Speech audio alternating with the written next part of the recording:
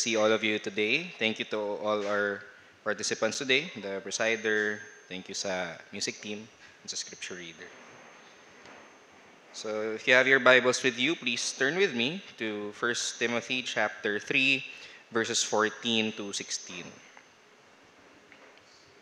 1 Timothy chapter 3, verses 14 to 16.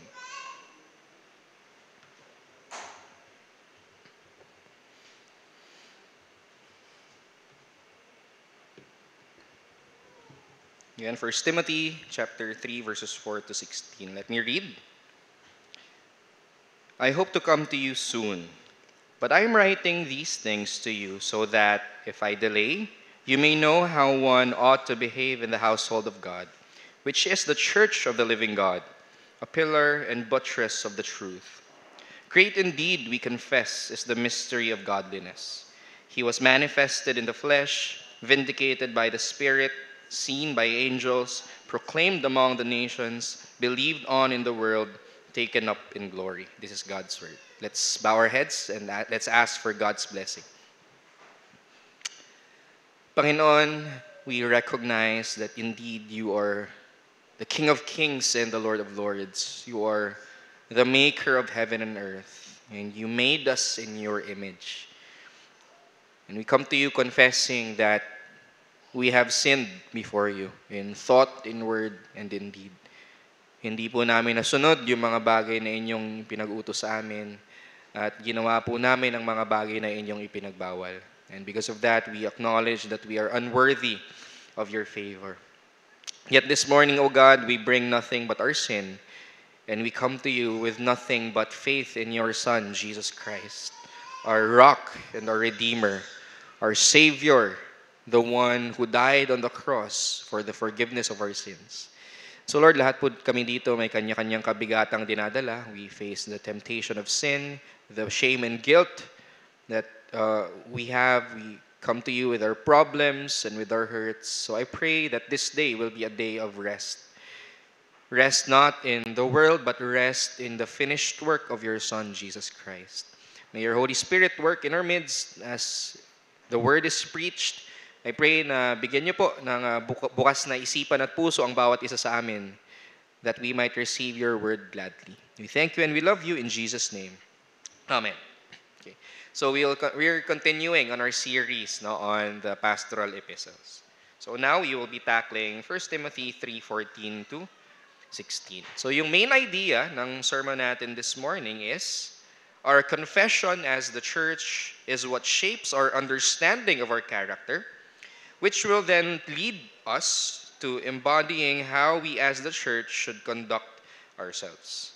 So our confession, our faith, shapes our understanding of who we are, our character, and then this leads us to embodying how we should live, our conduct. So belief, and then understanding who we are, then understanding what we should do.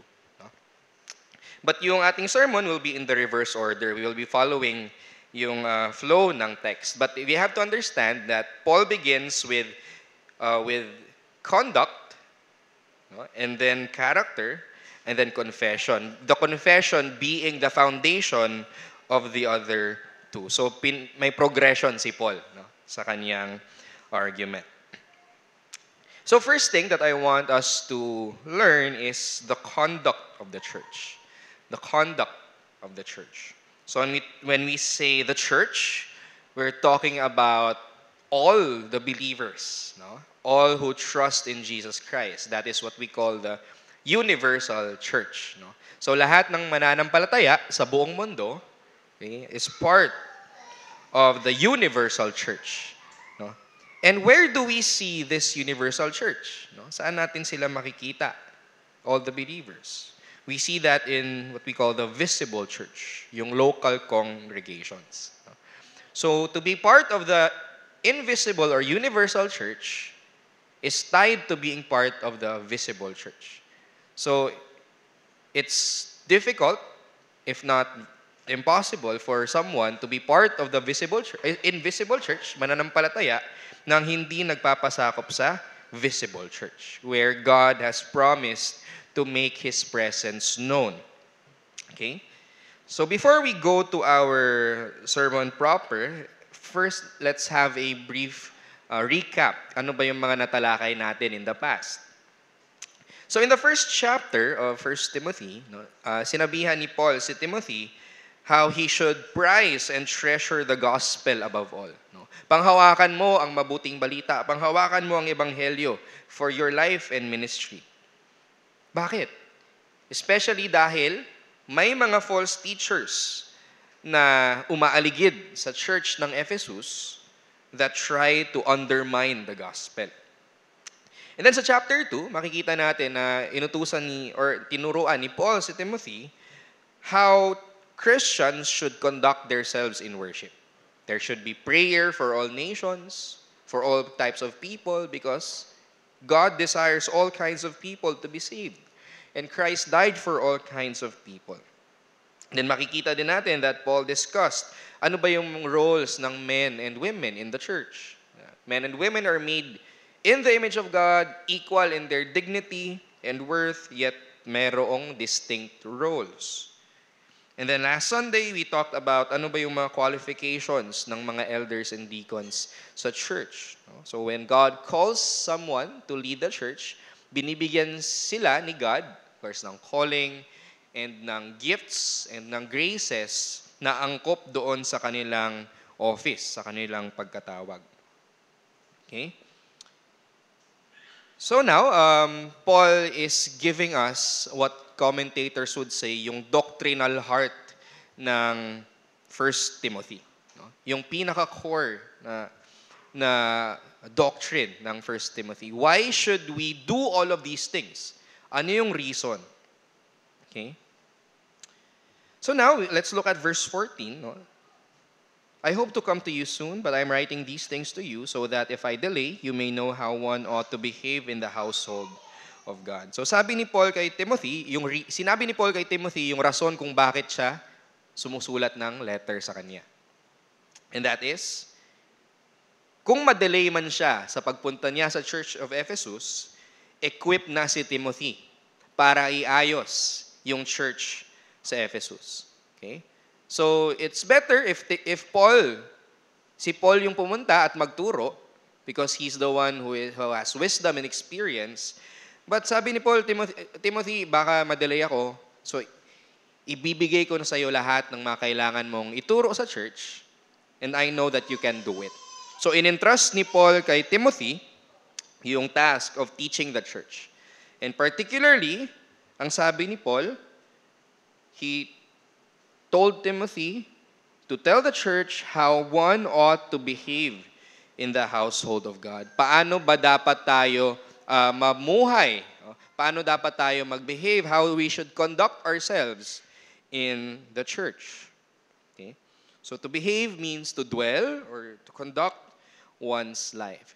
So as a member of the Church of Jesus Christ, tayo po ay expected to live a certain kind of way. Okay? Mayroon tayong distinct, iba na klase ng pamumuhay contrary to the world. Okay? We are a holy people. We are separate from the world. So of course, we share life with people who are not Christians. No? We eat the same food. No? We do many common things. Pero there are certain things that make the church distinct from the world. And dapat nating malaman yun at dapat nating isabuhay yun. Okay? So in our private life, yung lives natin na hindi nakikita ng mundo, dapat we live in a way that is devoted unto the Lord. No? In our private life, as well as in our public life. How we conduct ourselves in front of our family, in front of our workmates, no? Even the way that we use social media, it should be seen that we belong to Christ. And especially in our worship life. No? Dapat makita sa ating worship life that we don't just go with the motions of church life. We don't just do things in church dahil ito yung nakasanayan, ito yung ginagawa ng church. But we should know what we are doing and we do it wholeheartedly. Okay? So, our conduct is important. Our conduct is important. The Lord wants us to live in a certain kind of way na makikita at makikita sa atin that we belong unto the Lord. We belong unto the Lord. So this is a question that we should be asking ourselves. No? Talaga bang makikita sa ating conduct, the way that we think, the words that we say, especially how we handle problems, how we talk to disagreeable people? Makikita ba sa atin na tayo ay mga Kristiyano? If someone offends us, if we offend someone, makikita ba sa conduct natin that we are blood-bought sinners? Makikita ba sa atin yung karanasan natin ng pagmamahal at pagpapatawad ng Diyos? Do people see that we are a people of love and forgiveness as well because we have received love and forgiveness from God? Whenever we come to worship, tayo ba ay excited? No? Are we marked with joy? So when you look at yung tinatawag na Song of Ascents sa Psalms, right? Yung psalmist talagang punong-puno siya ng excitement at joy habang siya ay nagta-travel tungo sa Jerusalem. No? So kahit na mayroong kabigatan yung psalmist minsan, mayroon siyang problema, he comes to the temple, he comes to the place of worship, anticipating that God will come and visit him in his despair, in his sadness, in his loneliness. So ganun po ba yung attitude natin whenever we gather for worship? Mayroon ba tayong excitement? Mayroon ba tayong delight? Mayroon ba tayong great expectation that the Lord will bless us and move through our worship service in order to grant us the rest that we so desire? So, and how do we worship? Do we worship according to our own desires? Do we only worship when we feel like worshiping, kapag okay tayo? Or do we worship according to God's design? And do we worship even when it hurts, expecting that the Lord will mend and mold us as we worship? So here Paul emphasizes na mayroong certain kind of conduct ang mga people ni God. No? So what you believe about God and what you have experienced from God will shape the way that you live and worship. Okay? Makikita at makikita sa ating pamumuhay at sa ating pagsamba kung ano ang pinaniniwalaan natin at kung ano ang naranasan natin mula sa Diyos. What's inside will always materialize sa external. Now, pwede nating pikein yung external. There are people who could fake having a religious na disposition or worshipful life. But the problem is, one, that could just make the person proud or that would lead to burnout kasi hindi siya nanggagaling sa pagkilos ng banal na espiritu. So we should ask ourselves, no? We should ask ourselves, not just akma ba yung conduct ko sa Bible, but we should ask ourselves, if I am living the Christian life and if I am worshiping, am I living and worshiping for the right reasons? Isa ding question na dapat nating sagutin. Dahil pwede nating gawin ang mga tamang bagay sa pamumuhay natin, sa pagsamba natin, pero mali yung rason ng ating mga puso. Pwedeng napipilitan lang tayo kasi ayaw nating mapahiya. Pwedeng ginagawa natin ang mga bagay na ito para mag-glorify yung sarili natin. Right? So if our life and worship is not motivated by the gospel of Jesus Christ, the joy of being redeemed by Christ, then we fall short. We fall short. What the Lord wants us to do is to find our joy and rest in Him. And as we are immersed in our joy in Christ, then we live out what the Lord has given us. So yun yung desire ni Lord for us. So the conduct of the church. So let's examine our hearts, then let's examine how we live and how we worship. Number 2, The character of the church. The character of the church. No? Sabi ni Paul, how one ought to behave in the household of God, which is the church of the living God, a pillar and buttress of the truth. So mayroong tatlong description si Apostol Pablo sa church. No? So he gives us the why. No? Why should the church conduct herself in a holy manner? Bakit dapat makita sa mga Kristiyano na sila ay set apart for God? Why should they manifest a life of joy and love and forgiveness and obedience? Dahil ito yung identity ng church. They are the household of God. They are the church of the living God. And they are the pillar and buttress of truth. So first, the household of God. Sabi dito, Christians are already made members of the family of God. So ang isang Kristiyano, hindi lang siya ginawang miyembro ng isang organization or isang club or isang earthly na institution.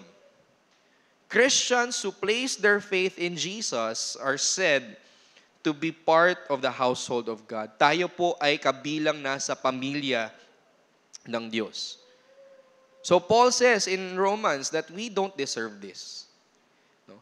Tayo ay mga kalaban ng Diyos. We are enemies of God. Tayo ay mga rebelde at traidor laban sa mga utos at laban sa kabanalan ng Diyos. Yun po ang nature natin.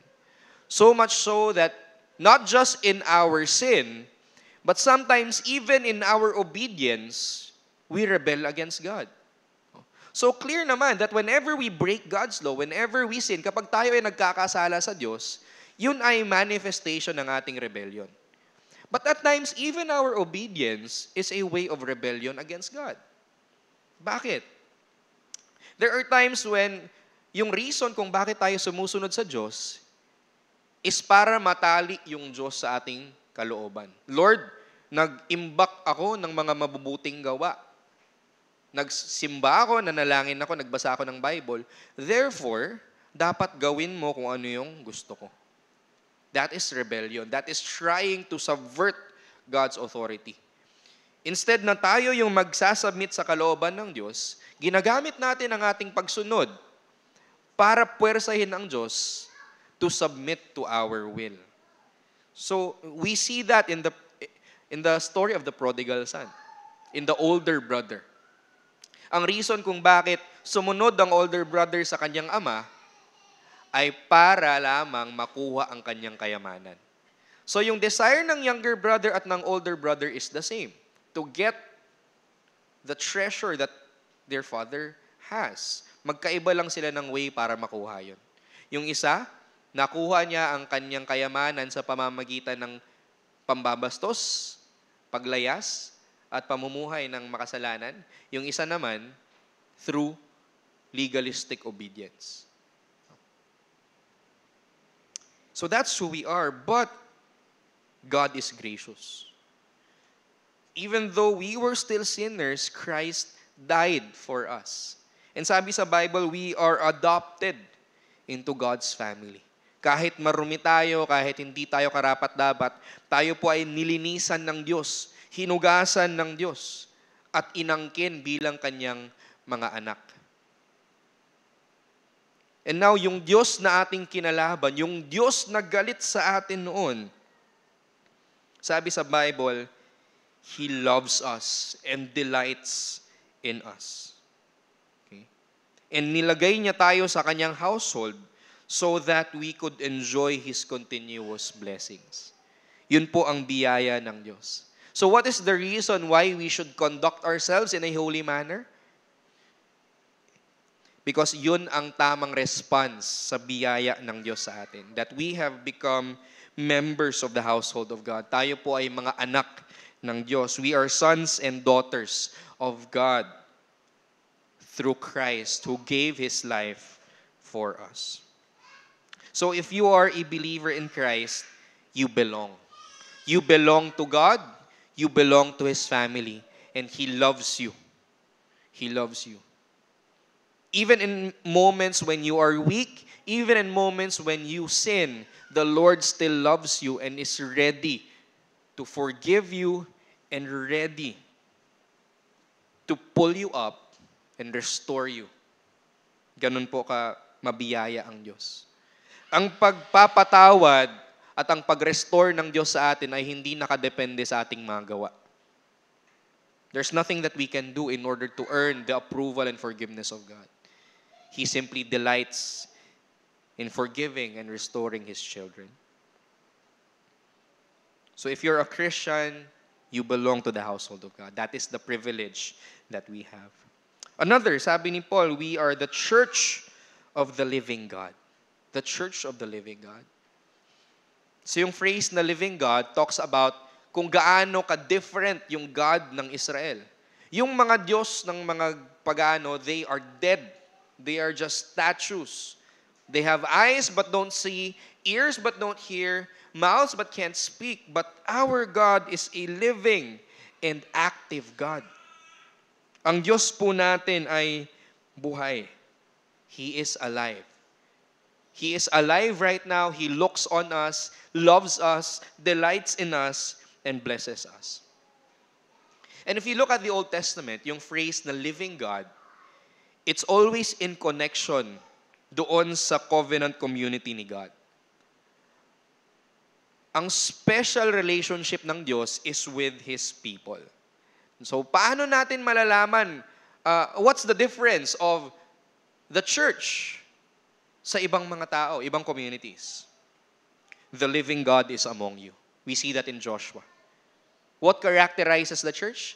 The living God is among you. Kasama ninyo ang buhay na Diyos. He is dwelling with you. Nananahan kasama kayo. And this is the promise of God to us. So yes, we believe in what we call the doctrine of omnipresence. When we say omnipresence, God is everywhere present. Walang sulok ng mundo na lingid sa kaalaman ng Diyos. Na wala ang Diyos doon. He is everywhere. But the Bible tells us that God is especially present whenever and wherever God's people gather to worship Him, so that He could bless us with His presence. So ngayong umaga po, tayo po ay nagtipon-tipon bilang mga mananampalataya. And God is especially present with us today in a way na hindi siya present doon sa Coliseum. In a way na hindi siya present sa SM. Yes, He is there, but God's special presence is with us today. Naririto siya kasama natin. He takes us up into His presence para tayo ay i-bless with His Word. Yun po ang privilege natin. God is present today and He is actively blessing us through the preaching of the Word and through His gifts which assure us that He loves us and forgives us. At itong katotohanan na po na ito should make us excited every Lord's Day. Bakit? The Lord's Day is the day when God promises to meet with His gathered people. We are the church, the assembly, the gathering of the living God. So kahit minsan, we won't always be excited. Right? Minsan, nakakapagod mag-church. We have to admit that. Minsan nakakapagod mag-church, minsan it seems like a burden. Even for me, minsan kapagod mag-preach. But what keeps us going? Na kahit ayaw natin, alam natin yung promise ng Diyos that He will meet us there when we gather. At kung ano man yung mali sa puso at isipan ko, I know the Lord will correct it and He will shower me with the grace that I need when I gather with God's people. We are the assembly of the living God, and God has promised to dwell with us. And then third, sabi ni Paul, we are a pillar and buttress of truth. So ano bang ibig sabihin nito? So pillars and buttresses, ito yung mga foundations ng isang building, ng isang structure, ng isang castle. Ang pillars and buttresses, sila yung nagbibigay ng stability sa isang building or sa isang castle. So sila yung nag-i-ensure na hindi masisira yung isang structure even if calamities like earthquakes would strike. So yung pillars, they hold structures high. So think of a temple. So ito yung nagpapataas ng isang structure. While yung buttress, they make the structures firm. So yung pillar pataas, yung buttress more on pababa. Okay? Pillars hold high, buttresses make a structure firm. So sabi ni Paul, ang church ay pillar and buttress. Ibig sabihin, mayroong foundational na task ang church. Na tulad ng isang pillar, we hold the truth up high by proclaiming the word, and we give stability to the truth by defending and clarifying the truth by its authoritative declaration. So itinataas natin ang katotohanan sa pamamagitan ng pag-proclaim, pagturo. At nagbibigay tayo ng foundation, we make it firm sa pamamagitan ng pag-defend ng truth mula sa mga maling katuruan. Now, kung mayroon po kayong makakausap na mga Roman Catholics, no, they use this verse para sabihin na mali kayong mga Protestants, mali kayong mga Evangelicals. Dahil sinasabi ni Pablo dito na ang foundation ng katotohanan ay hindi ang Scripture, kundi ang church. So mali kayo, mali yung sola scriptura nyo. Dahil ang church ang binigyan ng task para magbigay ng foundation sa truth. Yeah. So Roman Catholics would say na important ang Bible, pero ang in-establish ni Jesus daw ay hindi Bible, kundi church with apostolic authority. At ang Bible ay nanggagaling lang sa church. So tama ba ito? Ano ba talaga? Ang truth ba ng Scripture ang foundation ng church? Or ang church ba ang foundation ng truth? And the answer is, both.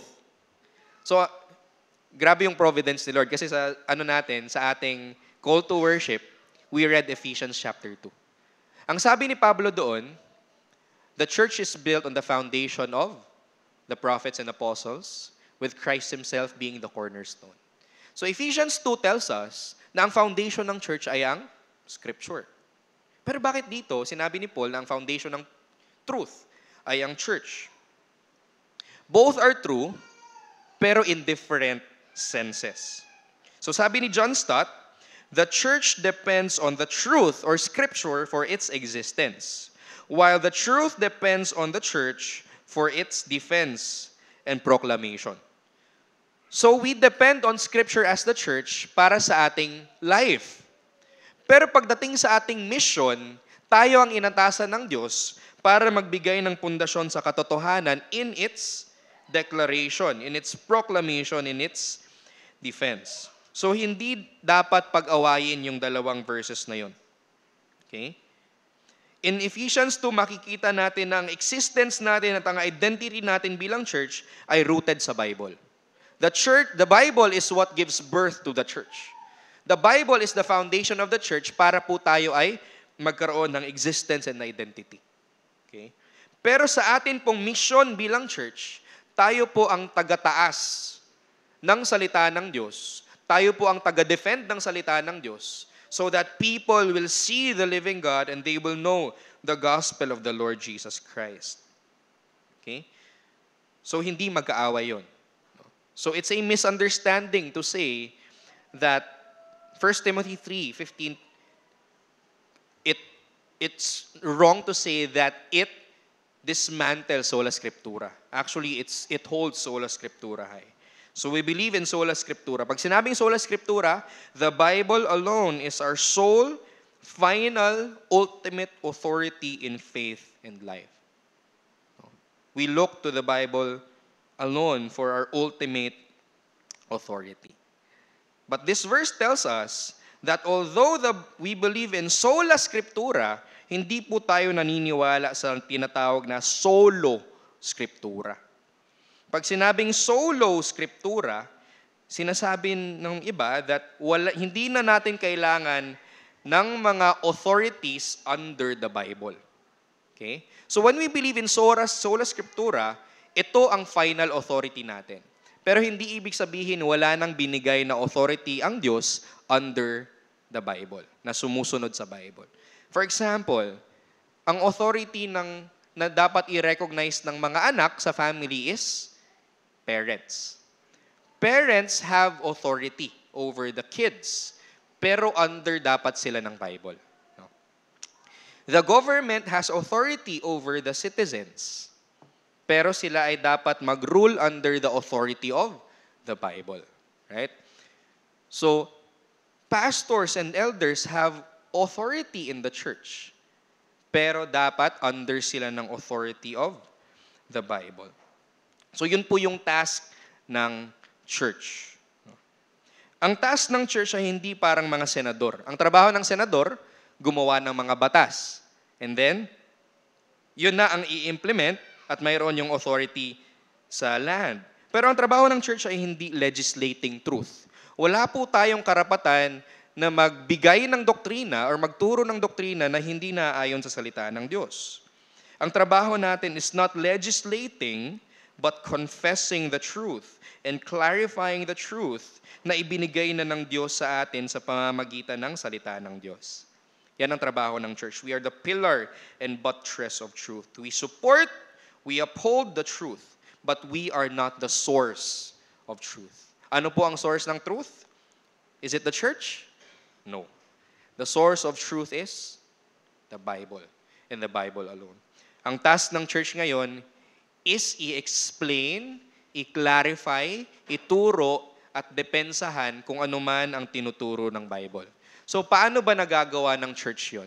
How does the church defend and proclaim what the Word of God teaches? First primary way is through preaching and teaching. Kapag nagpipreach ang isang pastor, gumagamit siya ng words na hindi naman nakasulat sa Bible, right? But does that mean that it's not biblical? Hindi naman. The pastor uses words na wala sa Bible in order to explain what the Bible is teaching. Right? So ngayon, I'm using words that are not verbatim, pero ina-explain ko ang tinuturo ng Bible para clear sa atin ano ba ang tinuturo ng Scripture. Right?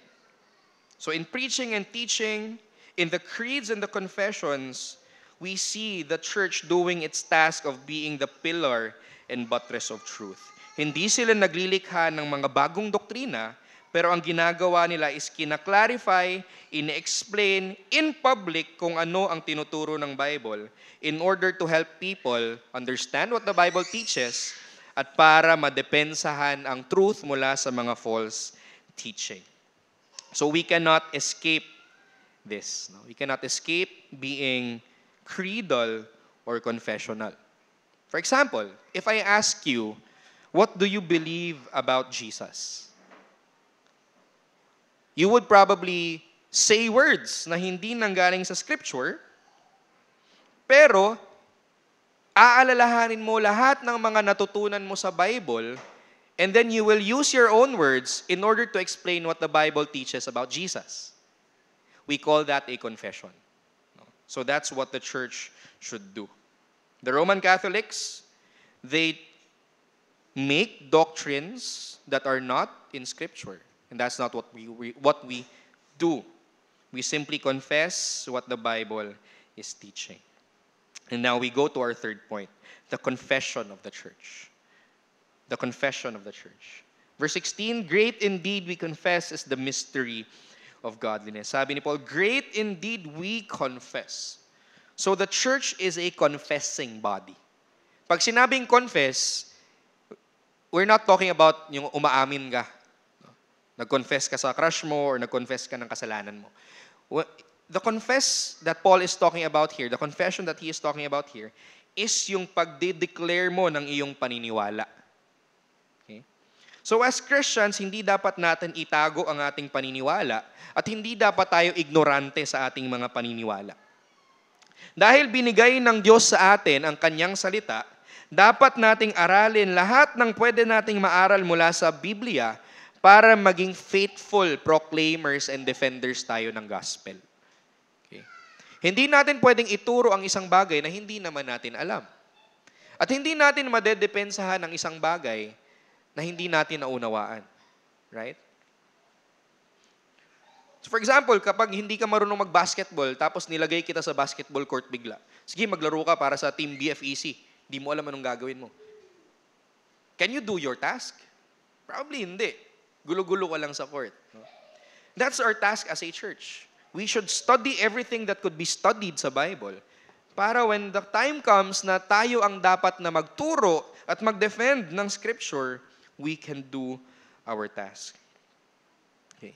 To confess something means you wholeheartedly believe it, so much so that you cannot help but declare it outwardly. So to confess something, hindi lang siya external act.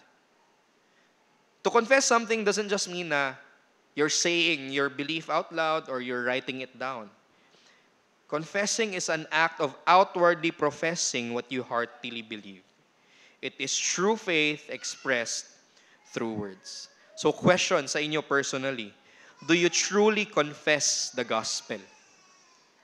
I'm not asking you kung alam nyo ba yung mga detalye ng gospel. Of course, you have to. You have to know that the gospel is about the life, death, and resurrection of Jesus for the forgiveness of sins. You must know the details. Pero hindi lamang yan. I'm not asking if you know the details. Ask yourself, do you truly confess, not just with your mouths, but with your heart, that you believe in Jesus Christ, the Son of God, who died to forgive you of your sins? If you just know the details of the gospel, that's good. Pero kulang po yan. Saving faith is not just a knowledge, but a confidence that it is true and that the gospel is for me personally. That Christ died not just for sinners, but me. Me as a person. He died for me. Do you truly confess the gospel? Do you truly confess the gospel? Then Paul says in verse 16, great indeed we confess is the mystery of godliness. So whenever Paul mentions the word mystery, it's always about the gospel. It's the gospel that he is talking about. Bakit mystery? Because the message of the gospel ay concealed in the Old Testament. Nandun na ang gospel sa Old Testament, pero nakatago pa siya. Through prophecies, through promises. Pero ngayon, itong mystery na ito ay inihayag ng Diyos sa pamamagitan ni Hesukristo. Lahat ng mga propesiya, lahat ng mga pangako na ating makikita sa Lumang Tipan ay naisakatuparan sa pagkatao ng Panginoong Hesus na namatay para sa ating mga kasalanan. This is the mystery of godliness. Godliness ay hindi lamang tungkol sa pamumuhay natin. But godliness is about trusting in Jesus Christ and His Spirit transforming our hearts into people of joy and obedience. So tayong mga Christians ngayon, we have received the mystery of godliness. Yung mga bagay na nakatago sa Lumang Tipan ay inihayag na sa atin sa pamamagitan ni Hesukristo. And this is the privilege that we have. Ano ngayon ang nilalaman nitong mystery na ito? We see this in this hymn or creed na kinote ni Apostol Pablo. So itong makikita natin sa verse 16, ito ay isang, scholars would say this is a hymn, isang kanta or a creed. Ito ay statement of faith ng mga Christians noon. First, sabi ni Paul, we believe, we confess that He was manifested in the flesh. Other manuscripts say God was manifested in the flesh. Napakagandang bagay po nito. The unseen God made Himself visible. The infinite God clothed Himself in finite flesh. The eternal God entered time and history. The God that people have been longing for to dwell with has finally come to dwell with His people. The God that sinners are afraid of comes clothed in love and forgiveness.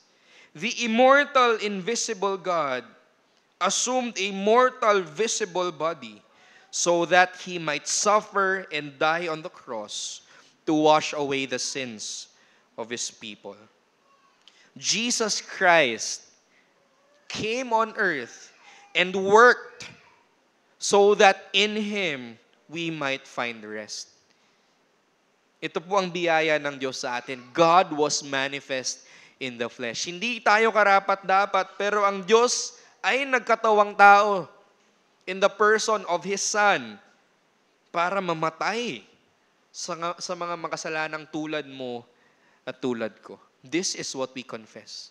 We confess na wala po tayong katuwiran. We confess na tayo po ay makasalanan.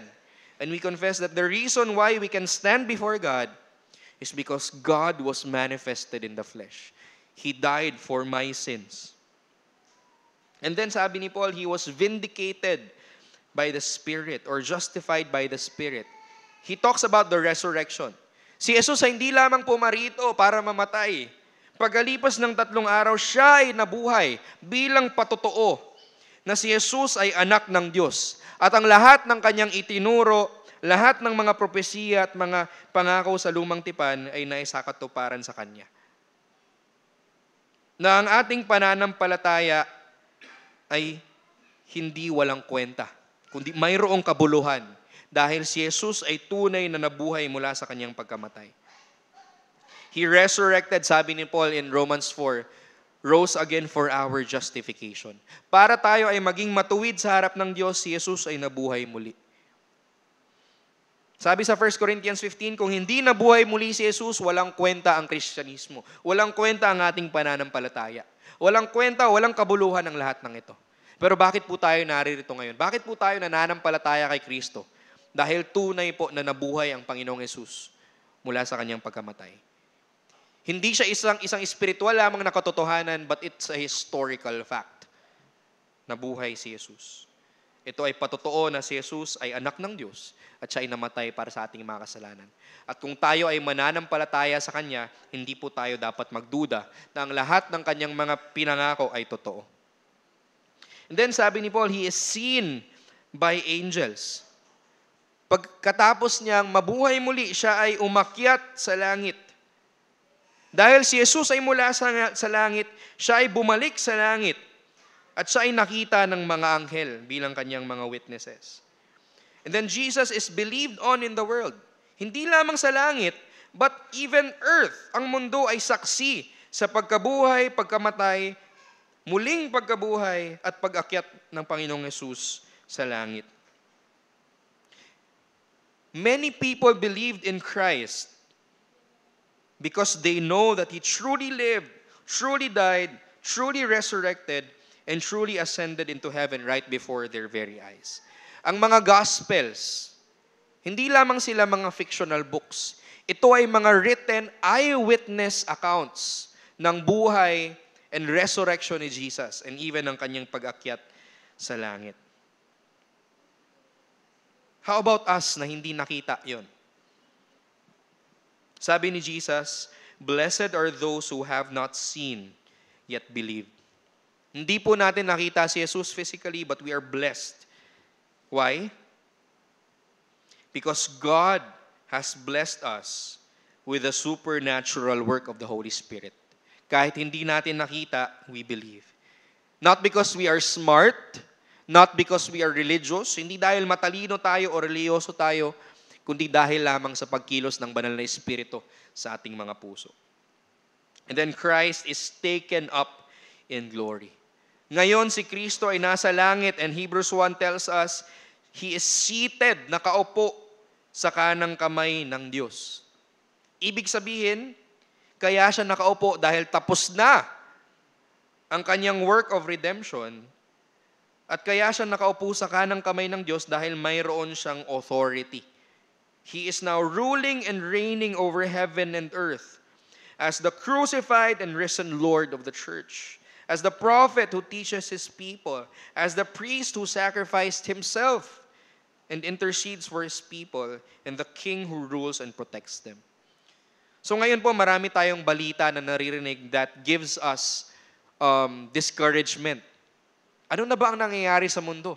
No? Bakit ang US parang nag-aalay na with Russia? Ano nang nangyayari? Magkakagulo na ba? Marami pong mga bagay sa mundo, maraming mga bagay sa news that would make us discouraged and disheartened. Pero ano po ang sinasabi ng Bible? Kahit anuman ang mangyari sa mundo, si Kristo ay nakaupo sa kanyang trono. He still rules, He still reigns, at hindi niya tayo papabayaan. Whatever happens, happens dahil ito ay kalooban ni Kristo. At makakaasa po tayo na kahit sa hirap, kasama po natin ang Diyos. Hindi niya tayo papabayaan. Ibibigay niya po sa atin yung comfort at joy at peace na hindi kayang ibigay ng mundo. Sa hirap o sa ginhawa, kasama natin ang Diyos. Christ is taken up in glory. He is seated at the right hand of God. Now, let's go to our application. How could we live this out? First, let the gospel shape your life and worship.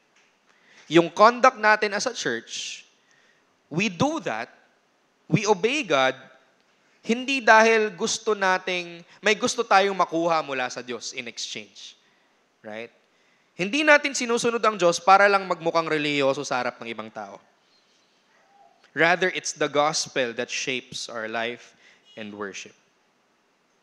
Yung ating conduct sa church, sa bahay, sa trabaho, kahit saan man, should be shaped by the gospel.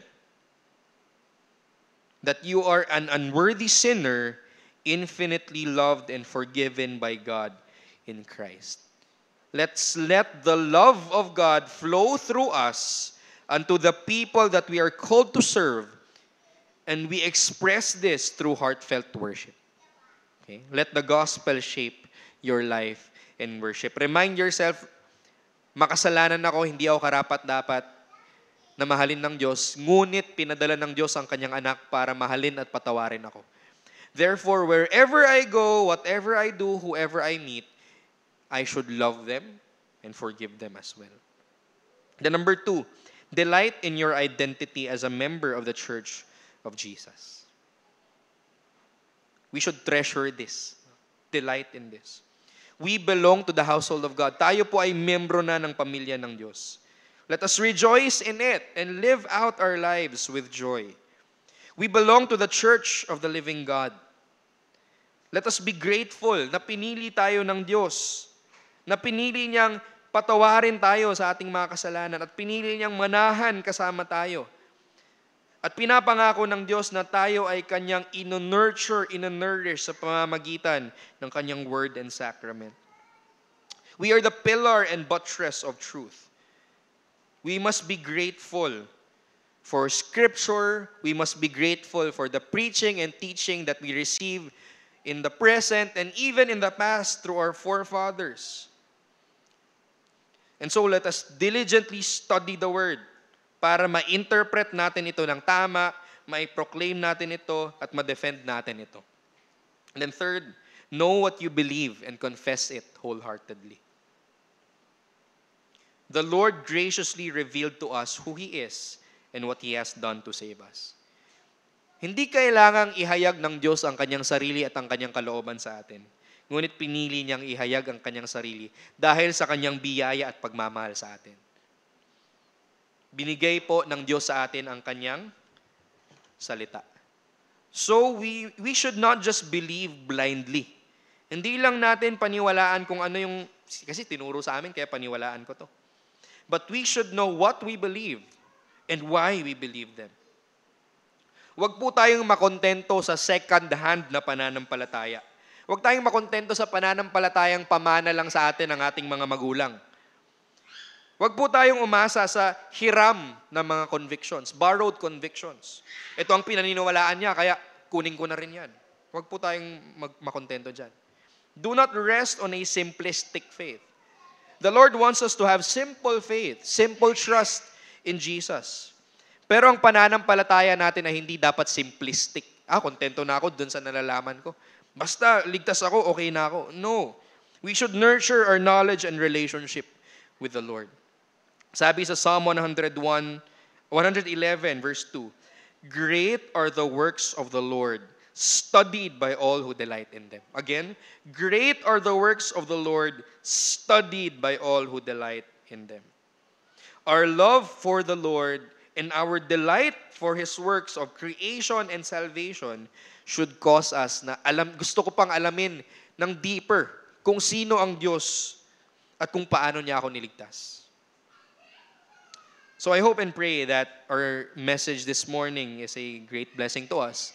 And sana po hindi ito manatili sa ating mga utak, but it would trickle down into our hearts, believe it wholeheartedly, and flow through our hands. Isabuhay po natin ngayong linggo at hanggang sa araw na tayo ay tatawagin ng Diyos sa Kanyang presensya. Tayo po ay tumayo at manalangin.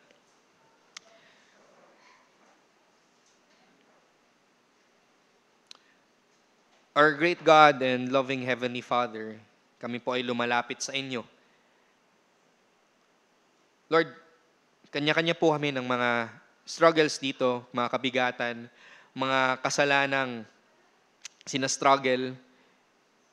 Some of us here struggle with the shame and guilt of their past and present sins. Some of us here bear pains and hurts na kanilang na tamo mula sa ibang tao, mula sa kanilang mga pamilya. Some of us here are tired from our work. Na walang rest ang aming mga physical bodies. Lord, thank you dahil inalaw niyo po ang bawat isa sa amin na pumarito.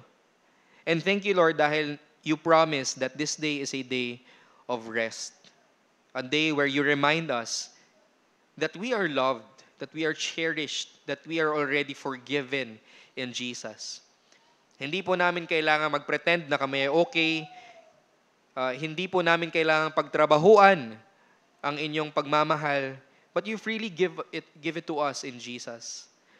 Lord, for us who are struggling, assure us, O God, that you are with us and that you love us and that you care for us. Lord, may the word that we have heard be a refreshment to us.